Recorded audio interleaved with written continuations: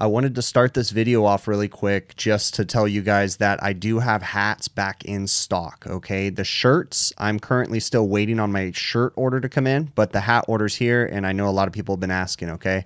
So if you don't already know, this is the hat right here. It does not have any insignia on it other than the HVACR. I purposely did that because I wanted people to be able to wear these hats at work and not, you know, represent anything that they're not supposed to when they're at work, okay? So it's just a black flex fit hat. The cool thing, I made sure that they're black underneath, okay? So that way your fingers don't really get it too dirty. They last. This hat right here, I just retired it. It's been a year. I've washed it in the washing machine 2 times. The only reason why I retired it, I wasn't so much worried about the color, but again, this hat's I've worn it actually for over a year. Before I actually made them available. The only reason why I got rid of it was because after a year and some change, it got a little loose on my head to the point that the wind could blow it off, okay? And yeah, it's nasty. Like you can see like sweat marks and stuff like that, but that was the whole point of getting the black underbrim, because for me, hats get ruined too quick by me touching them. So hats are available. I have plenty right behind me, small, medium, and then large, wherever it is, right back there. Yeah, you'll see them on both sides of me. I have plenty of hats. Go to my website, hvacrvideos.com, and let's get on with the video. This video is brought to you by Sporlan. Quality, integrity, and tradition. Well, that's certainly not good. We have a service call on a walk-in cooler that is at 60 degrees today. This walk-in cooler also has a section over here too. So we got 2 evaporator coils, so we're gonna have to get, there's no ice down here, so. The thermostat is back here, so I'll look at the thermostat real quick, and then more than likely we'll jump on the roof. So our thermostat is calling for cooling, it says 59 degrees.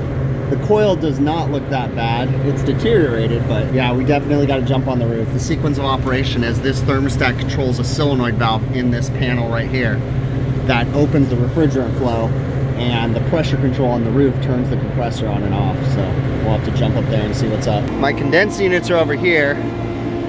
So that would more than likely be the walk-in freezer because it has a suction accumulator on it, just knowing this restaurant. This should be my walk-in cooler. So I need to pull the cover off and we'll get getting into this thing. All right, got our schematic here. I've got the whole unit opened up right now. We're looking in the electrical section to figure out why the compressor's not running. The compressor wasn't hot or anything. It was just kind of lukewarm. We're looking at the schematic right now, and it looks like we have 3-phase power coming into the unit at a terminal block, okay? That would be this terminal block right here. So we're gonna go ahead and check 3-phase power, and this is gonna tell us if we potentially have correct power and or any blown fuses. Phase A to B is 199, B to C, 199, A to C, 199. So we do not have blown fuses. We have power coming into at the top of the schematic right here, okay? Then it looks like power branches off, goes to 1 leg of the compressor contactor, 2 legs of the compressor contactor, 3 legs of the compressor contactor. So basically right here is our next step. There we go. A to B, B to C. Okay, so we have 3-phase power coming into our compressor contactor, but something isn't allowing our compressor contactor to turn on. So let's go over here and find our compressor contactor. Here we are, here we are, here we are. But that's controlled by a coil. The coil voltage on the bottom of the contactor is these back wires back here, okay?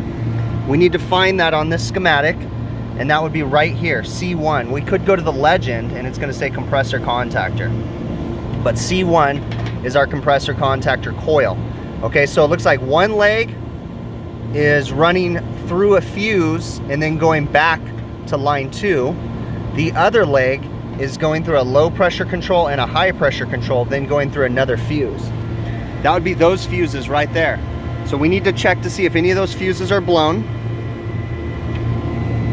So we've got 208 volts, 200 volts. So we are not we do not have any blown fuses, and I can prove it again by just testing across the fuse. No voltage present. Testing across the other fuse, no voltage present. So the fuses are good. We've shown that right here. So at this point, this fuse is good and this fuse is good. So that means that we should theoretically have power going into our high pressure control on wire number 56. If the high pressure control is not tripped, it goes through, then it goes to the low pressure control. If the low pressure control is not open, we should have power at the compressor contactor at 64 and 65. Okay, let's go ahead and test that. I am testing across my compressor contactor and I have no coil voltage. So with that being said, if I don't have coil voltage at the compressor contactor, theoretically it should be the high pressure or the low pressure control. Okay?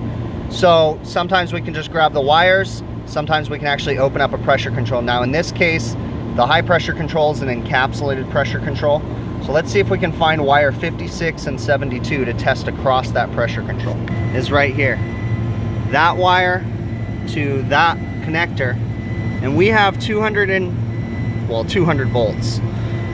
We have an open control. The fact that we're reading voltage there means that it's not running through the control. We have an open control. That means that the high pressure control is tripped.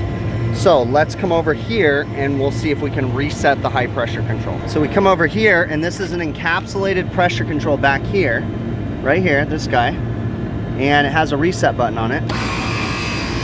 And we just reset it and check that out. So why would the high pressure control trip? Well, it's there to protect the compressor from basically high discharge pressure. If we have too high discharge pressure, we break down the oil and we have compressor failure. Things that can cause a high pressure control to trip is a dirty condenser and or a bad condenser fan motor, okay? The odds are that this motor is bad. What we can do is just spin it and the motor is locked up. It does not spin freely, okay?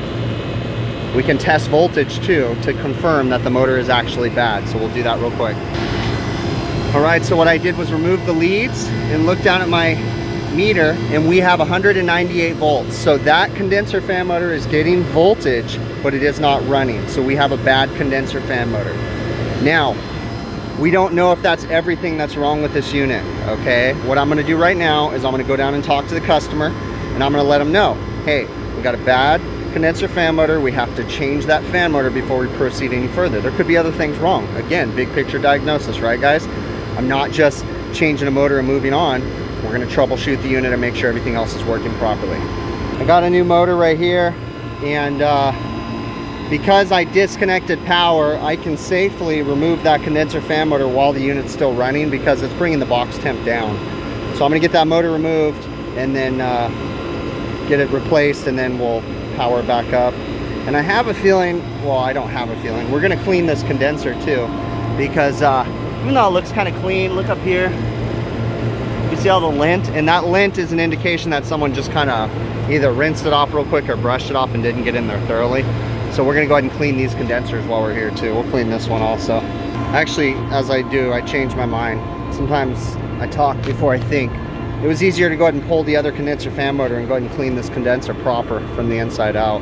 So we'll do that real quick, give it a good cleaning, and then we'll put the fan motors back in and get it running.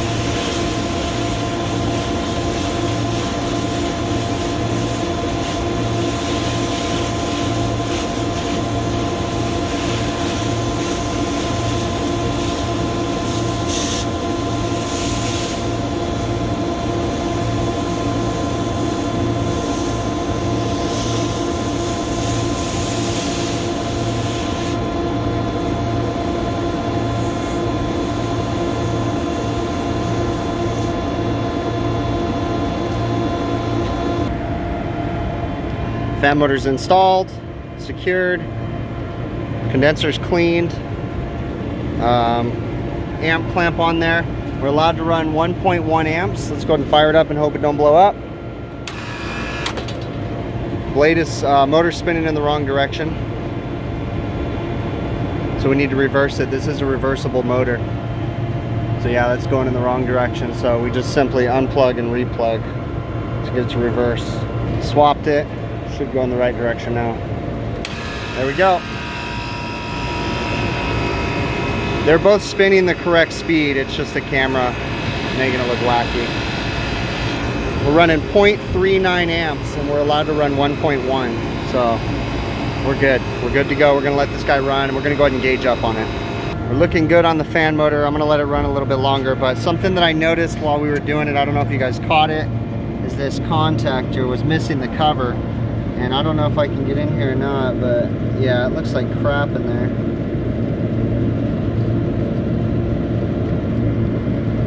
I'm going to talk to the customer about replacing it, but let's do a voltage check across it to see if we have voltage drop.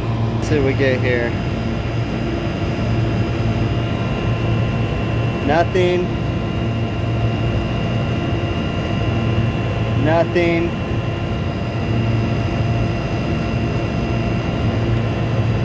Nothing. So it's still making good contact across the poles, but I just don't like the way that it looks. So I'm going to go talk to the customer. Pretty sure they're going to say to do it, so I'll grab one out of my van too and make sure they're cool with it. Okay, have a look at that compressor contactor there. It's quite a bit of heat coming out of there, and look at how it's not even. You see on the left terminal number 1, this is my finger right here, on the left terminal number 1, see how it's getting hotter. Got some really hot connection points there. 121, 110, 105. All right, let's test power. Nothing, nothing, nothing, and then we'll check to ground. Nothing, nothing, nothing. All right, so we're good to get in here and swap out this contactor real quick. Make my life easy, I'm just gonna number the lines. 1.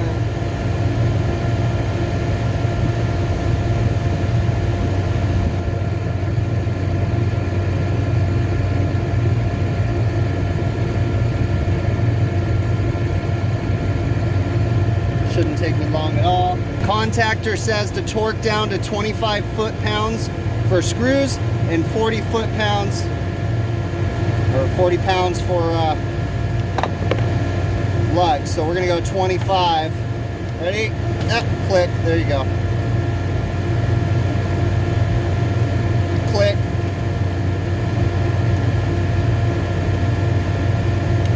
Click. No, I don't think I clicked right. Click. There you go. That was good. Contactor's installed. Everything's tightened and torqued down properly. Hopefully nothing blows up when I turn it on. It's working. I'm gonna let it run for about 10 minutes and then I'm gonna throw the thermal camera on it and show you guys the difference. All right, we've been running for about 10 minutes, and to be completely fair, I pulled the cover off of the new contactor because the old one was missing the cover too. You can clearly see a difference how it's not overheating on that number 1 leg, and we've got good even temperature differential or temperatures across the whole contactor. You can see it by the color scheme. So we're looking good. We definitely saved the customer a potential problem by changing out that contactor. All right, everything's looking good. It's about 90 degrees outside. We've got a clear sight glass. Refrigerant pressures, I don't see anything scary there. Looking okay. Box is still pulling down in temp. It depends, these are thermostatic expansion valves, so it's got a 20-degree evaporator coil right now. But they could be opening and closing, kind of flooding down. All right, we're gonna go downstairs, check on the box temp. I'm not gonna watch this come completely down to temperature today because it was 60 degrees when I got here, and from the feeling in that walk-in, it's been like that all night, so it's gonna take a long time to bring all that food temperature down. So I'm just gonna tell the customer to keep an eye on it. You know, as far as I know, I'm gonna get a million questions. What are they gonna do with the food? I have no idea, I got no control over that, so. That's at the customer's discretion to do what they will with their food. Yeah, that's it. We're gonna wrap this one up. Nothing too crazy. Again, looking at the big picture, cleaning the condenser. Notice the contactor. Always, always, always look at the big picture, because it'll potentially lead to more sales too, right? I sold him a contactor. That wasn't necessarily the problem, but it was going bad, you know? I wanted to point out the fact that that condenser is jacked up, and while I want to comb it, the condenser is disintegrating, so there's really no purpose. When I get in there and try to move it, it's just disintegrating. So we're just gonna leave it be, and they'll just have to deal with it. It's working. So got in here to this beer walk inside. They got 2 sections, and this guy's pretty dirty. So what we're gonna do is I'm actually gonna talk to the customer, and we're gonna come back. I'm gonna have someone come back and clean both of these evaporators. The other one's not as bad, but it's currently 45 degrees in here, so that'll give us a good opportunity to do a follow-up and make sure everything's working too. I tried to step back a little bit on that video. I know normally when I go through things, I really don't show schematics. I don't show, you know, walking through that stuff. And it's partially because I just forget sometimes, and I just blaze through it and be like, oh, just push the high pressure control. I certainly could have just pushed the high pressure control right when I got there, okay, because I kind of already had a feeling. But I wanted to walk through on camera, show the troubleshooting procedures. You know, when you become more experienced and more advanced, oftentimes, yeah, you will skip certain steps. You walk up, you don't hear it running, you'll just go over there and push the high pressure control. But remember, we also need to step back a little bit and be careful about that. You know, pushing resets and different things like that can cause problems, okay? Pushing in contactors, different things like that can definitely, how many times can I say different things like that? But anyways, pushing contactors can cause issues, you know, especially if it's like I've mentioned it on Linux package units that have a VFD bypass. You push in a contactor on a VFD bypass, or you push in the wrong contactor, you're going to send line voltage to the load side of the VFD, and you could potentially have a big boom. So be very cautious about resetting things unless you absolutely know what's going on. But other than that, we went through everything. I showed you guys with the thermal imaging camera, you know, the differences in the heat. And, you know, in the first image or video that I showed with the thermal camera, on the left number 1 terminal, or I guess that would be the load terminal on the left side, the number 1 load terminal, it was getting really hot, you know, and that was because of the contactor wasn't making good contact on the inside. It wasn't causing enough of an issue to cause a voltage drop yet, but maybe as it got hotter and hotter, it would have, you know. So I brought that to the customer's attention, and, you know, got it changed out, and you guys saw the difference. Once I changed the contactor and let it run for a while, to be fair, you got to make sure you let it run, because when you first turn it on, it's not going to overheat as much. So let it run for about 10 minutes, and then, you know, it's got nice, even temperatures across the contactor now. So all was well. Okay, really appreciate you guys taking the time to watch these videos. Like I said in the very beginning, the hats are available now on the website hvacrvideos.com. The shirts will be available soon, but the hat order came in first, so I just went ahead and threw those up real quick. Okay, yeah, catch you guys Monday nights, 5 p.m. Pacific, work permitting. I'll be doing the live streams. The HVAC Overtime show this coming Friday. Be on there, as usual, on the HVAC Overtime YouTube channel. Yeah, I think that's all I got to plug right now. So really appreciate it, and we will catch you guys on the next one, okay?